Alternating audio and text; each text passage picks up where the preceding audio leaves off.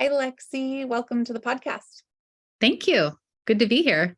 Yeah, I'm so happy you are here. We have had a lot of conversations and experiences and kind of waiting for, I guess, Lionsgate to come and go. Right. Totally. It was a total constellation moment. Had to happen. Here we are. Yes, here we are, and so happy to be here. So we're going to dive into a lot today, but you're going to lead us through a little exercise first, which I'm excited for. Great. Yeah. Let's just set the container for ourselves and for this conversation. This is the meditation that I start my sessions with, whether it's with individuals or couples or groups. And I think it will just help us weave ourselves into the conversation. So just starting by finding our breath. And whether we close our eyes or just still ourselves, we're really turning in for a moment here. And as you find your breath, you often want to change it, and that's probably your body just being intelligent. So just find the right breath for this moment. And from here, notice gravity. So there is a gentle downward force holding us all the time. So right now, as we breathe, letting our nervous systems recognize that we are held. And gravity, our planet, has got us. As we continue to breathe, just noticing the settling down as we feel the gentle downward force. And from breath and gravity, let's find and feel our bones. Our bones provide us our uprightness and our structure. But through history and across time and in so many languages, there is an expression something like, I knew it in my bones. And what this tells me is that human beings have identified the bones as more than just structure, and also a source of wisdom, of knowledge, of lineage. So in this moment, pausing and allowing our bones to open a portal to the wisdom streams, the lineages that we belong to and that belong to us, known and unknown.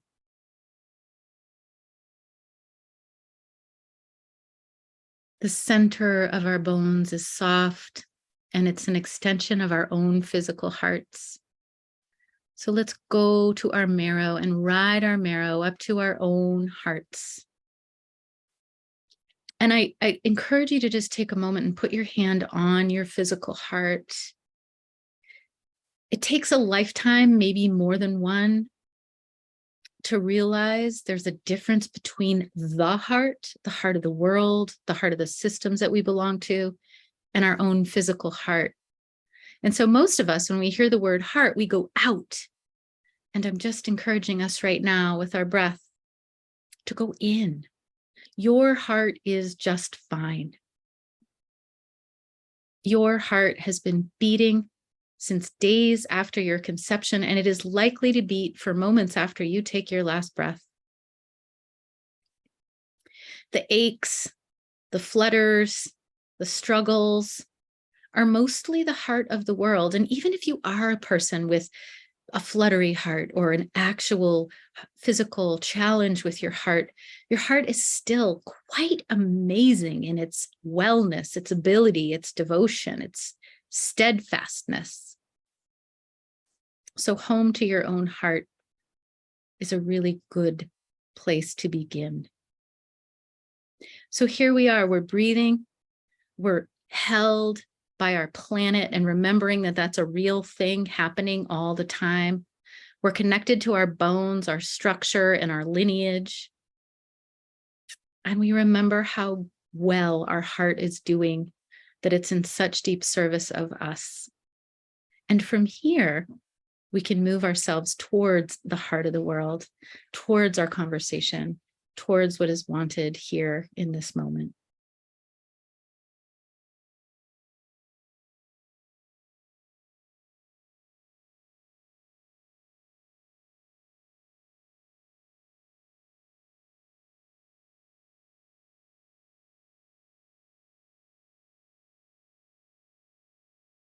So whenever you're ready, I'm all yours. What are we going to talk about, Erin? You know, feels so good. I love that visual of opening my bones to ancestors. Yeah. It's so good. And it makes me think of my 3-year-old because she loves to say something like, my bones hurt. And I think she means her leg, but in her mind, it's her bones. And it's so cute how she says it. Yeah. So we're here today to talk about healing and the journey of healing. You know what I've been so into lately? The power of castor oil. So my friend owns a company called Lulu's Naturals, and she has the most beautiful castor oil packs. She has a system for your belly and your reproductive health. She has a system for your breast health and your thyroid. So I have been loving using her castor oil pack as a self-care routine for myself, especially for my hormone balancing. I'm starting to go into perimenopause. I've had 2 kids, a little pelvic floor dysfunction. My hormones are kind of all over the place, and I'm starting to take that side of my health really seriously. So if you click the show notes, I am going to put a link in there for Lulu's Naturals so you can get all her supplies, plus my favorite essential oils to apply to my belly before I put the castor oil pack on, or the ones I would apply to my thyroid before putting the castor oil pack on. So if you have been wanting to take your self-care up a notch, check out castor oil packs from Lulu's Naturals. I know a little bit about your history as a social worker and now your profession as a therapist and a guide through systemic constellation work. And of course, I want to introduce my listeners to you and what you offer and how they can partake in your beautiful offerings. But first, I would like you to walk us along the journey to, it sounds like you're a natural born helper. And how did you find your way to the work that you're doing now? And why do you feel that it's worthy of your dedication? Sweet. Well, when you said that, a flash of a photograph I have of myself at 6, like kindergarten. It was me, little Lexi, with a sticker on my heart that said helper. And it's sort of like, I don't know what age I came across that, but I was like, oh my God, pegged from the beginning. So I do call myself a helper. And, that's a beautiful calling. And how I found my way here, I mean, I'm trained actually originally as a school teacher, early childhood and elementary. And so I began my career in kindergarten classrooms with small children. And I was the classroom where all the parents started showing up. And at a certain point, I realized for children to be well, their parents needed to be well. And they were hanging out in kindergarten because they needed kindergarten. They needed a fun experience and to remember how to play and to learn how to make messes and clean them up, which is really, really the most important part of education that's been forgotten. But anyway, so school. And then I realized I really my calling was to families, and that the impact I wanted to have was going to be more powerful if I could get my hands on those parents and re-kindergarten them so that their children could not just have a safe environment at school, but have a safe environment at home. So I went back to school. I double majored. I majored in group facilitation because classrooms are groups.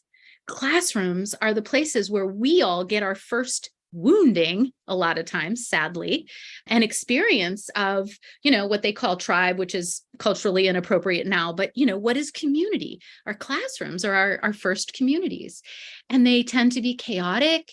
They tend to be uncomfortable for half of the people in there who are introverts in a culture that doesn't honor introverts. So I majored in group facilitation because I want and believe that the most important healing comes in community. And in a broken down nuclear world like ours, we don't know how to do community. We don't get chances for that. And we're all in kindergarten when it comes to community. Every single one of us knows what it's like to get into conflict and not know what the hell to do. So you walk away, and that ends another relationship and another. And how many of those do we have?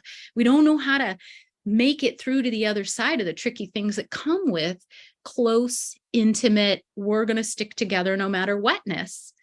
So I decided to teach the world kindergarten. So group facilitation, but also counseling. And I focused on Jungian psychology. I came to Waldorf education and Rudolf Steiner when my child was very young. And while it has thousands of flaws and imperfections, the way children are held and the way the spirit of the child is tended felt so important to me. So I studied Jungian psychology and stories and fairy tales and kind of all the things. Like for me, the oldest stories are the most important things we have. And a lot of us talk about loss of story. And my work with a lot of people is, how do we change our story? And before we come up with some new fangled story, I like to get us to like the earliest stories, which are stories of Inanna and the underworld, which line up with the stars and have been told again and again, whether it's Greek mythology or fairy tales. And so stories, which are also stories of community. We never tell a story that doesn't have a bunch of actors, a bunch of people interfacing and going into a dark place and finding their way out. That's how it is every time. So those are some of my trainings along the way. So my thesis is called, old thing that is dusty on a shelf somewhere, but I called it Practical Magic. And I was writing about the power of group field. Like what happens when people come together? Now, so many horrific things can come together. I know some of what you talk about is cult and, the scary things that can happen when people come together. And there's nobody out there who's like, what are you talking about? Groups are always safe and wonderful. All of us have experiences of like, what the fuck was that? That group mind was dangerous and I didn't know what to do. Right? So practical magic, the power of group field. And I went into the dark parts of it, but I also went into the potential of it. Because almost all of us, I hope, have at least one and hopefully many experiences of like, pop, we're in another universe. What just happened? Everything's glowing. That's real. And that's been very highly researched over a very long period of time. So that was what I was writing about. Right at the very end, my thesis was almost finished. Weird, synchronistic, wonderful, perfect synchronistic moment happened. And I got invited to a constellation event. And I sat through that day and I just wept the whole day. I was like, I wrote a thesis on this. It already exists. And I wasn't crying. I wasn't crying because I was sad. I was crying because of that, like, boom. Oh my God. So right at the end of my graduate studies, I discovered systemic family constellation work. And with a lot of tools, I've got a lot of training, I've got a lot of practical, clinical background stuff. But I always come back to the structure of constellation work as one of the most important tools that I offer, because it talks about hierarchies. And the honest, true hierarchies of nature, not hierarchies of power, of winning and losing, which are the dark hierarchies that we all suffer with, but the true things like, Aaron, I'm older than you. We're not going to argue about this. It's just a fact.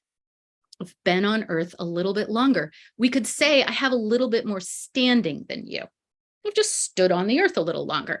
Again, it's a true hierarchy. It's not I'm smarter than you. I've just been on earth longer. I've had more moons than you, whatever. So getting hierarchies out of place is what creates suffering, and getting hierarchies back into place is what creates the flow of love, which is kind of all I care about. Is love flowing? All is well. Can I be suffering and having a horrible thing happening, but my love is flowing, so all is well? Yes. Can a person in a horrifying situation find a way to have that flow move and find their way through something tragic and horrible? Yes, or not.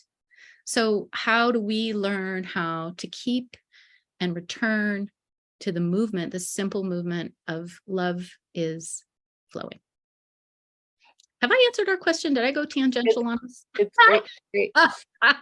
We are going to get to what constellation is in a moment, but I just want to share we have themes in my household because I have two children that like to ask a lot of questions. My husband and I talk a lot. Both of our kids have highly developed languages. Their teachers have both said it, and they're like, why can your children, like, why do they have this language? And we talk so much in our household. So the current theme is, what is God? Who invented God? What is love? Who invented love? And recently, my almost 6-year-old made the connection where she went, I think God is love. And this is just me asking her questions, not putting it in her brain. And so it's just so interesting that we're talking about this thread and this theme. And the other thing that came up was this quote by Gandhi, where he said something like, I'm going to botch it. I'll try to find the actual one for the show notes. The quote is, I grew up thinking and believing that God is love. And I've come to learn that love is God. And how, like, that statement alone, I could meditate on that for lifetimes. Yeah. Good idea.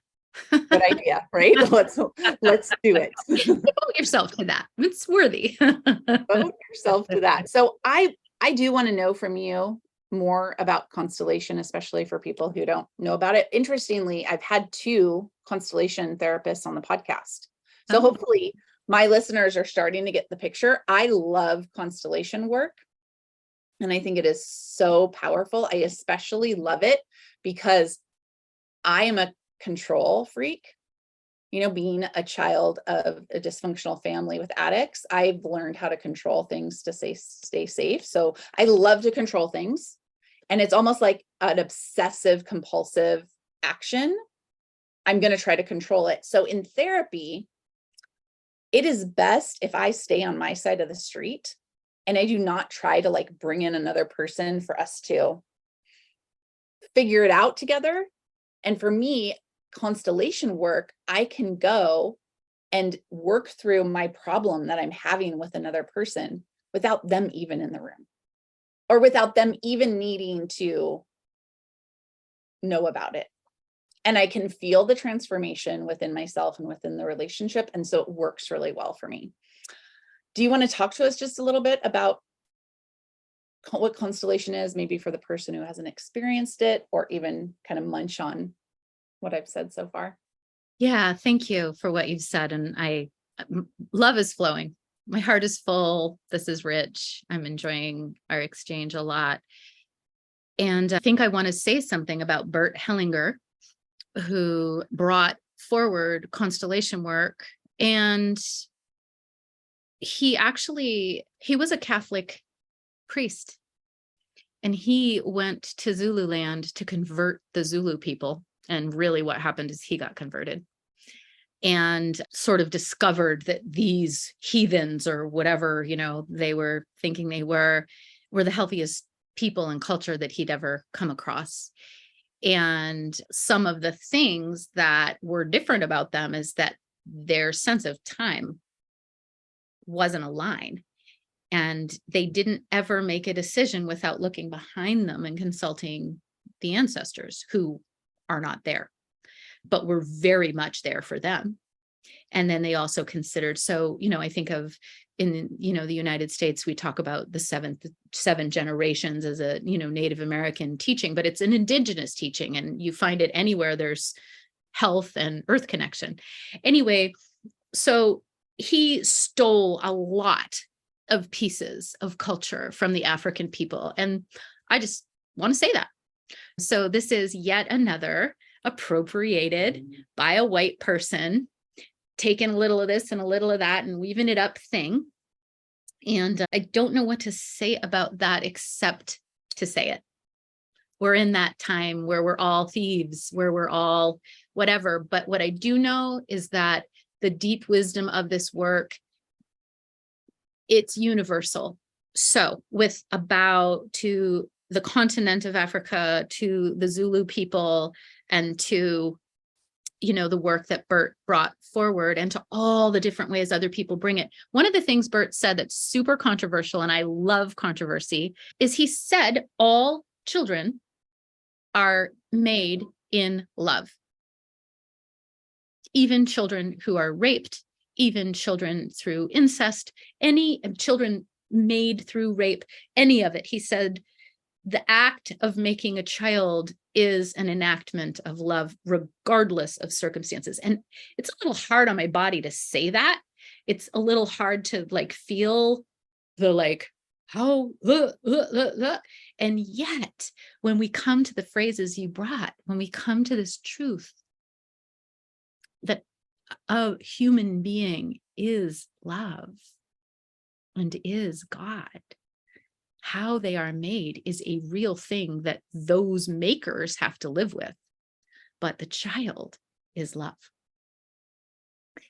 And so, you know, just coming back to the idea of what is God, what is love, let's spend the rest of our lives finding out and devote ourselves to that question and inquiry. And how wonderful that your 6-year-old is already starting the inquiry.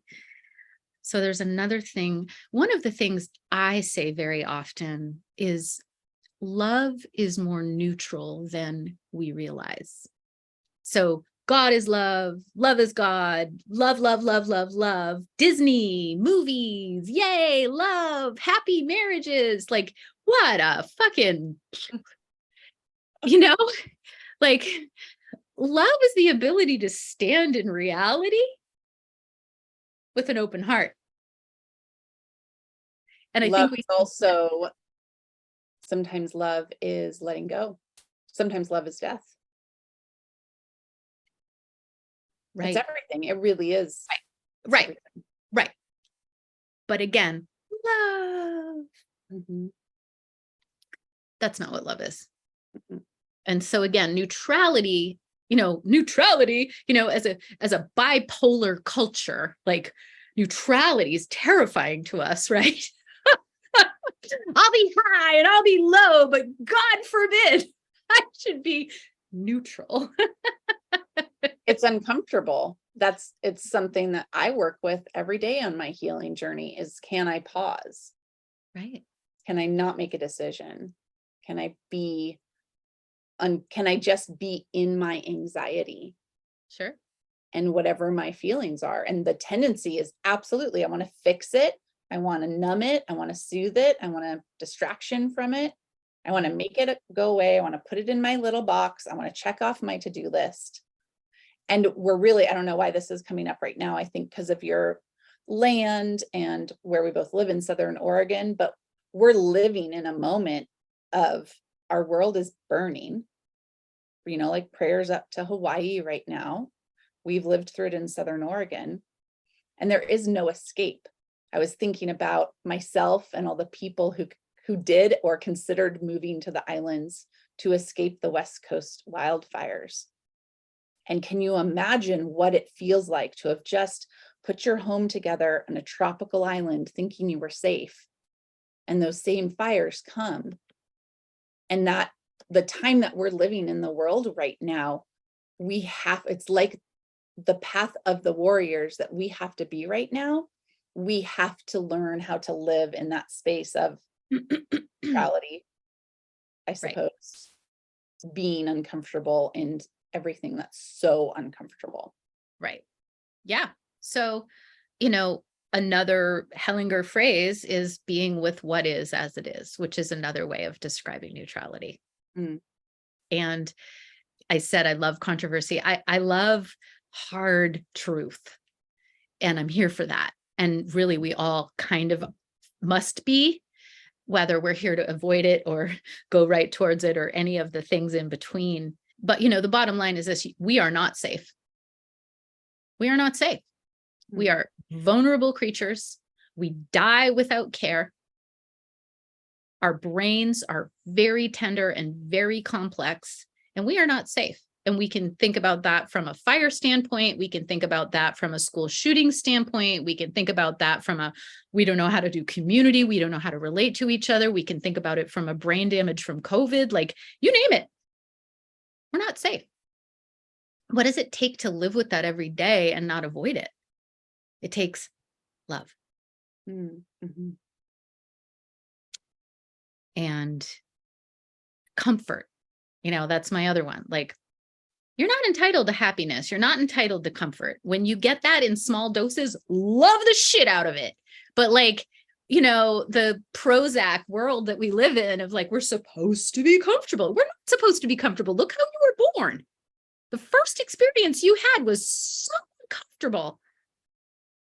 You'll never forget it, even though you can't remember it. Yeah. It's like, welcome to Earth. Yeah, like that sucked. Squashed head. So again, these are pieces. And how does this, what is constellation work?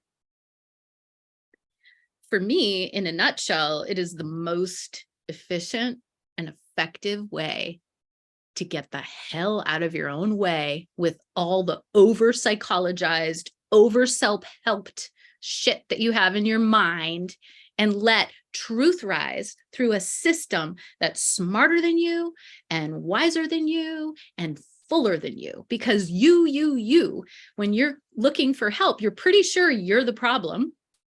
And I'm pretty sure you're not. And that's part of what constellation work tells us is, there's a lot of people at your back. And, none of them resolved their lives in perfect order.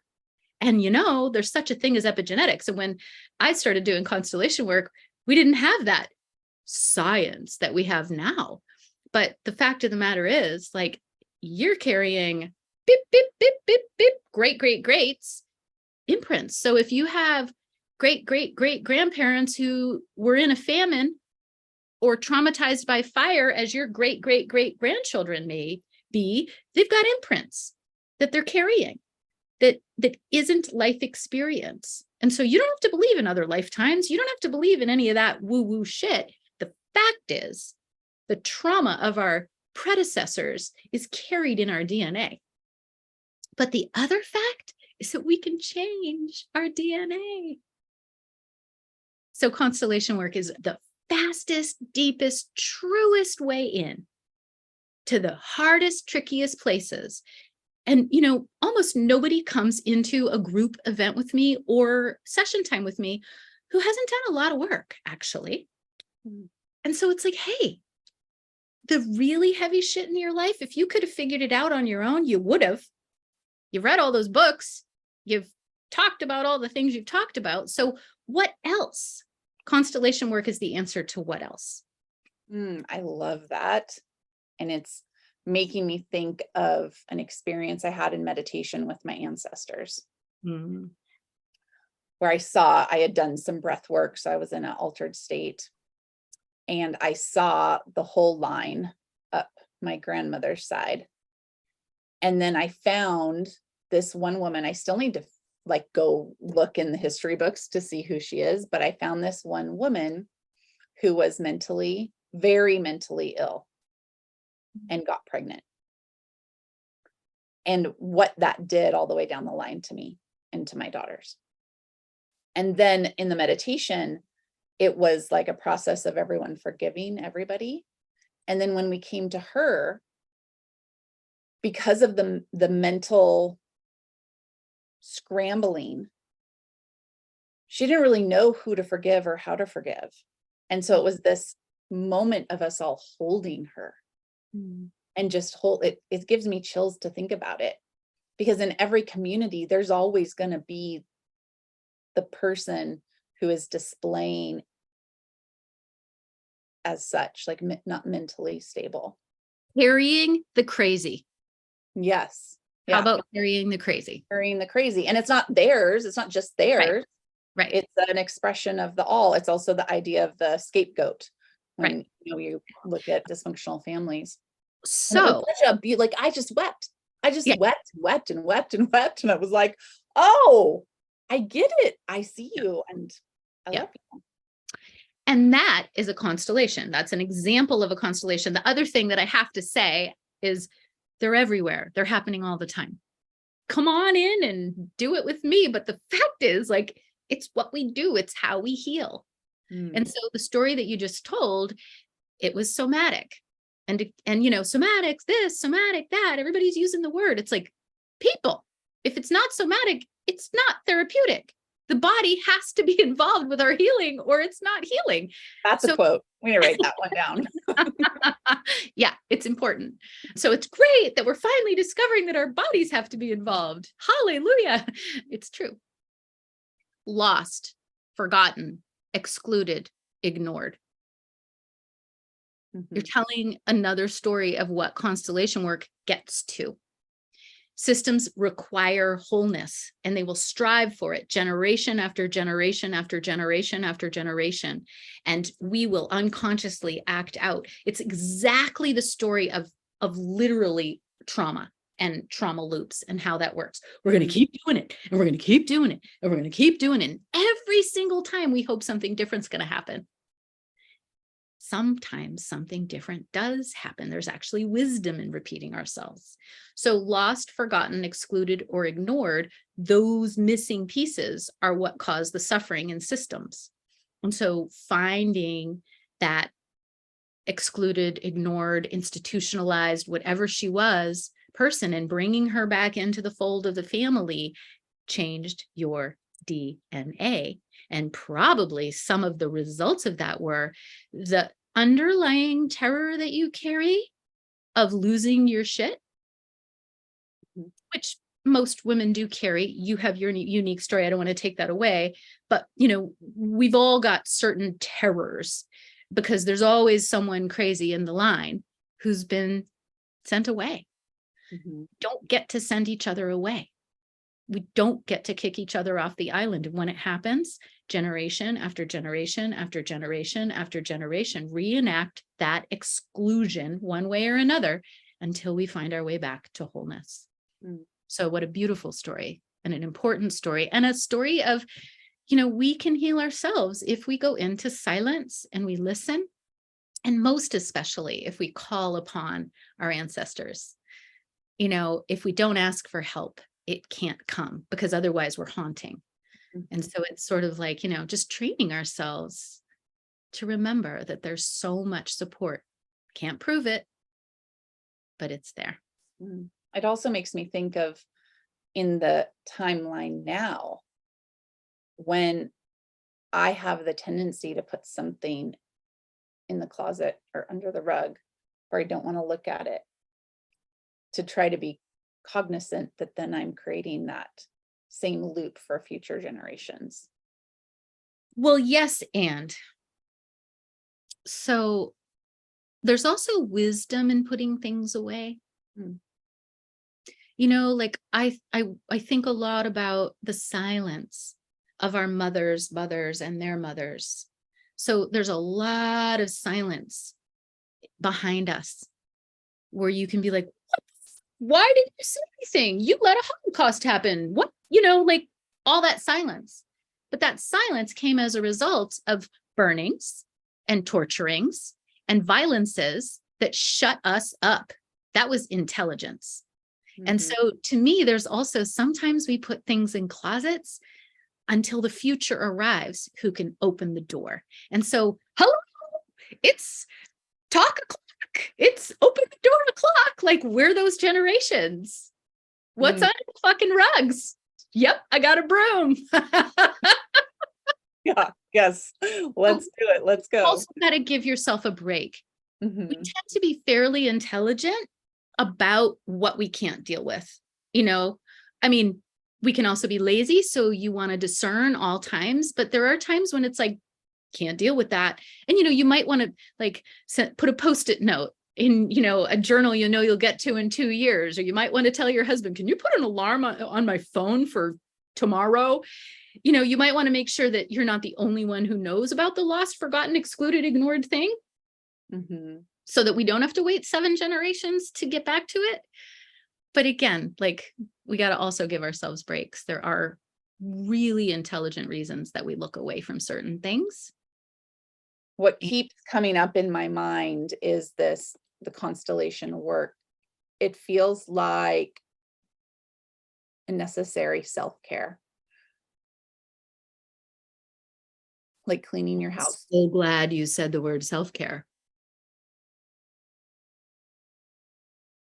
Self-care was a phrase coined by an activist trying to make sure that activists didn't burn out. And in a world of our entitlement to comfort, it's like, yes, self-care, so that you can use your voice and you can use your body and you can show the fuck up for whatever it is you're here to do.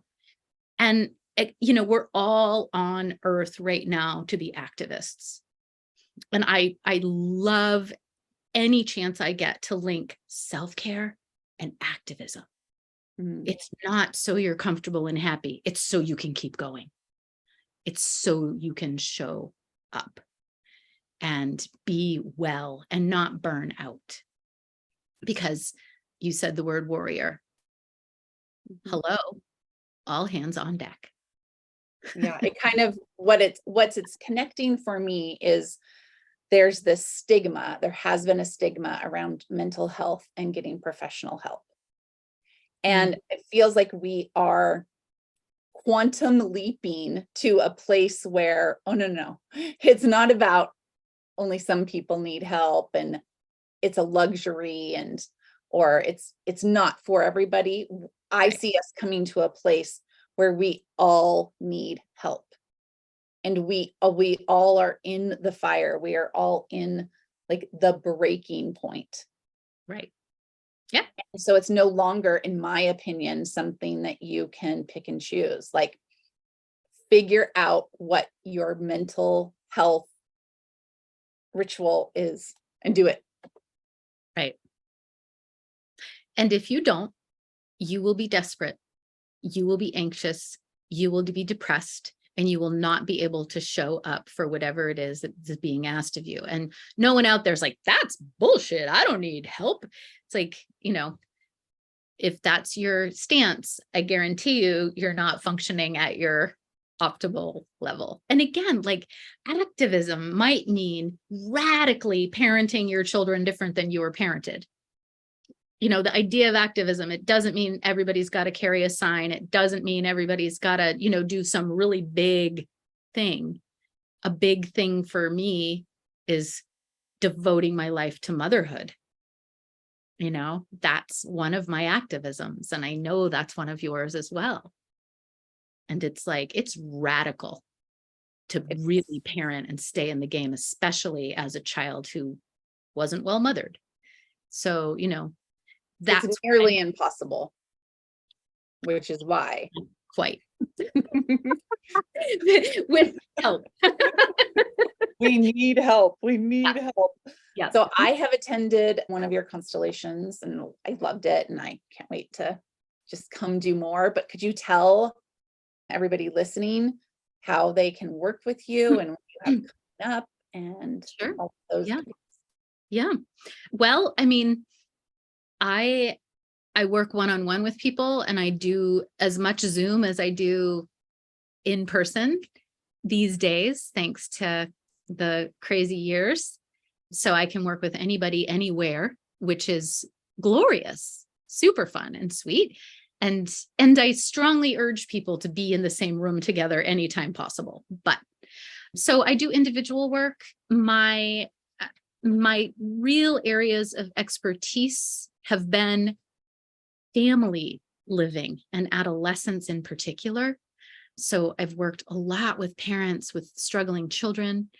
I understand the adolescent brain from my old career in the clinical mental health world. Teenagers are always the ones in trouble. Poor teenagers. And then couples. But I work with really anybody. I'm generally going to encourage people to join groups. My motto, everybody's work is everybody's work, stands for me. I want us in community. I want us realizing that your crazy mother and my mother, crazy mother, they're actually similar. And I mean the us. we have in our nuclear world this idea of being separate, and my shit's so much weirder and worse than yours. And, when you get in a room with other people, you're like, oh my gosh, whoa, this is mine. And it's like, well, it's because it's everybody's. So I do a monthly community event up on our beautiful land and our beautiful space that you've been to. And that's open to anybody who wants to come. It's not a huge group. The largest it ever really is about 22 people, and it's often 15, 16. And that's a chance to come and observe, but nobody ever just observes, or set a constellation. And I also have a 9-month program. This will be my 8th year, maybe 9th, doing Matrix Walk, which is 9 months. It's all about community. It's about jumping in together, living together 3 weekends, beginning, middle, and end, and then meeting every week and monthly for a day together.